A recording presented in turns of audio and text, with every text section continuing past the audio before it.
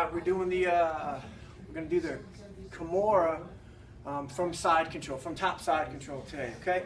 So I've got side control on my opponent here, and there's typically two ways this guy's going to get out. He's either going to frame and recover his guard, or he's going to try to underhook. So I'm going to take advantage of the fact that he's going to underhook me right here. And so as I've got the guy inside right here, as I feel him start to go for my underhook, right away what I'm going to do is I'm going to let go of this under the head, and I'm going to move it over here. And I'm going to trap my elbow snug between his shoulder and his elbow right here, okay?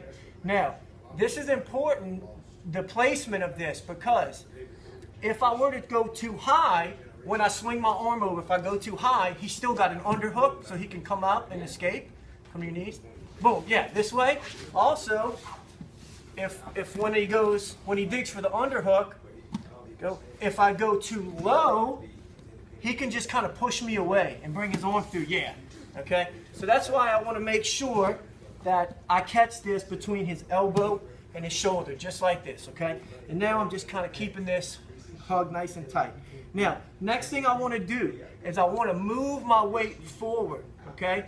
Just a little bit so that I can keep my shoulders square, so that I can draw my arm right back, my elbow back, and grab a hold of his wrist.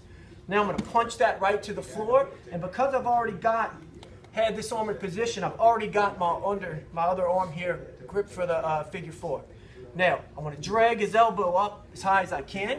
All right. Now from this point, instead of having my knee one by his head, one by his hip, I'm going to sprawl out my leg, turn on my side a little bit, and I'm going to bring my knee, and I'm just going to pin his head to the floor. All right. I don't want to step all the way over, because sometimes you'll see this, and then the guy, just lift your head up, he'll follow me up like this. I don't want that. So I'm just going to kind of keep his head pinned to the floor here. And now, when I go for this submission, what I want to do is I want to dip my tricep, and then you're not going to see a big motion. I'm just going to move, you'll see his elbow a little bit this way, and boom, there's the tap. Okay, so it's not a big motion at all. All right, so let's do this again. So from side control, I've got my one knee by his head, one knee by his hip.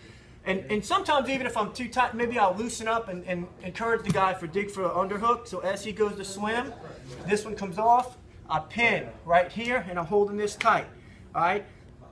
Another thing, when I go to draw this elbow back to pin this on, I don't want to open up, because if I did, he can give me this on. He can go and catch my wrist here. Yeah, he can catch my wrist like this, and so I don't want that. That's why I want to stay square. All right, so as I'm staying square, I lean forward a little bit, come back, and I'm going to punch his wrist to the ground, and I've already got this grip right here ready. Now, I want to drag this as high up to his head as I can, and from here, I'm going to sprawl my leg out, bring my knee on top of his head, and just pin it.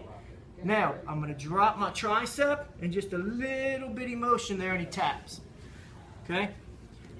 One more time. Side control. Guy digs for an underhook. Nice and tight, pinning. Lean forward. Now I got this on, I'm punching straight to the mat. This one's already in place. Drag it high. Sprawl. Pin. Drop. Boom. Get your tap. And that's your far side Kimura from side control. All right.